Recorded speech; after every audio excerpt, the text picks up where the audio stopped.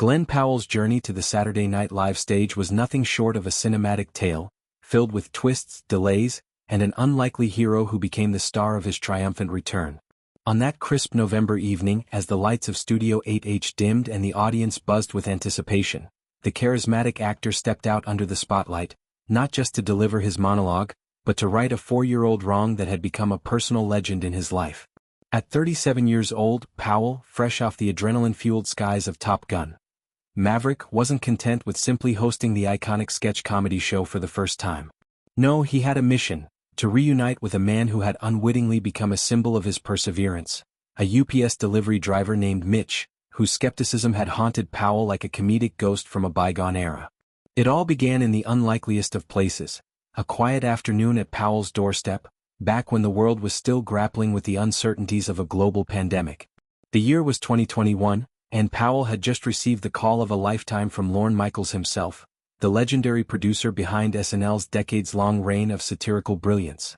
The invitation was perfectly timed, slotted to coincide with the theatrical release of Top Gun Maverick, the long-awaited sequel that promised to catapult Powell into stratospheric fame alongside Tom Cruise.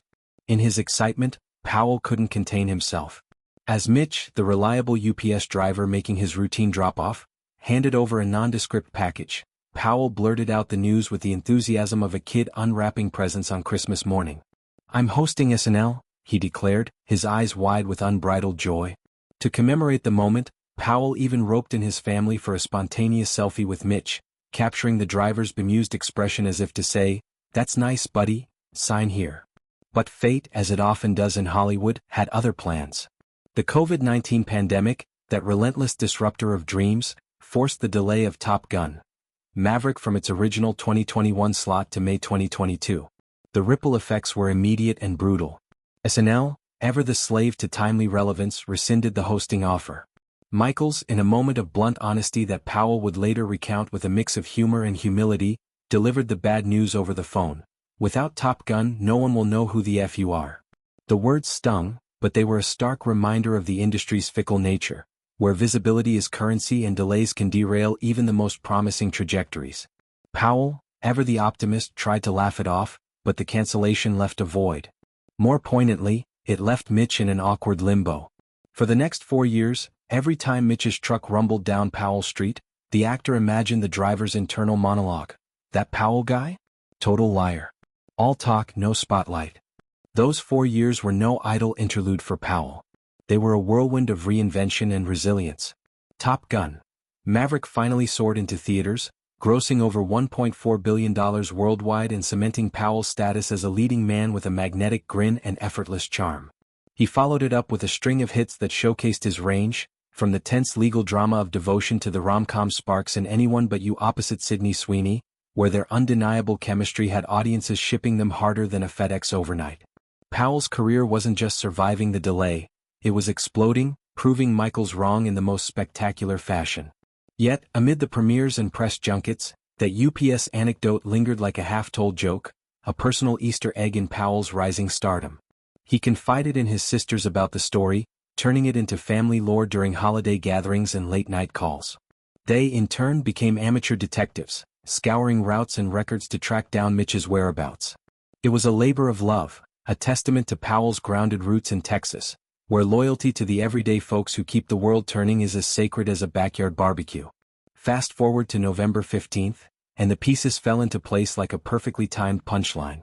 Powell, now a household name, returned to SNL not as the unknown upstart from 2021, but as a bona fide star with a monologue primed for self-deprecating gold. As the band struck up the familiar theme, he bounded onto the stage in a tailored suit that screamed confidence, his trademark smile lighting up the room. The audience, a mix of diehard fans and industry insiders, leaned in as Powell dove into his backstory. "I had to wait my entire life plus 4 years to be here," he quipped, drawing laughs that echoed through the historic studio. But the real magic unfolded when he pivoted to the UPS tale. With a flourish, he pulled up that old selfie on the massive screen behind him, the one with his family and Mitch, frozen in time from a promise unkept. The crowd roared, sensing the heartfelt twist to come. "And now," Powell announced with boyish glee, "I'm thrilled to introduce someone who's been waiting even longer than I have, Mitch."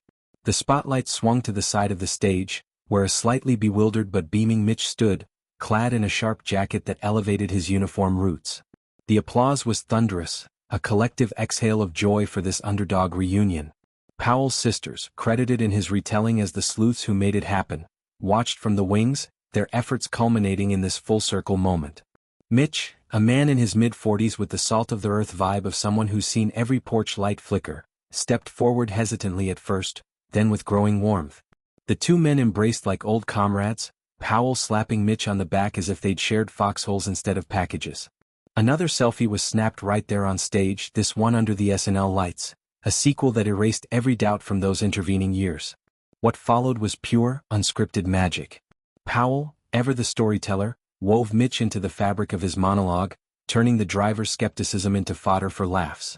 For 4 years this UPS driver was going around saying Glen Powell is a liar, he confessed, his voice dripping with mock shame. So now I'm here hosting. It feels amazing, but what feels even better is proving to this UPS driver that I am not crazy. Mitch, playing along like a pro, nodded emphatically, eliciting peals of laughter. Powell didn't stop there. He delved deeper into the lesson learned from the delay, transforming a personal setback into a universal truth. If I have learned anything, he declared, his tone shifting from levity to sincerity, it is that the best things in life don't happen overnight, and no one knows that better than UPS. The line landed like a mic drop, a nod to the Brown Truck Brigade's unwavering reliability amid life's detours.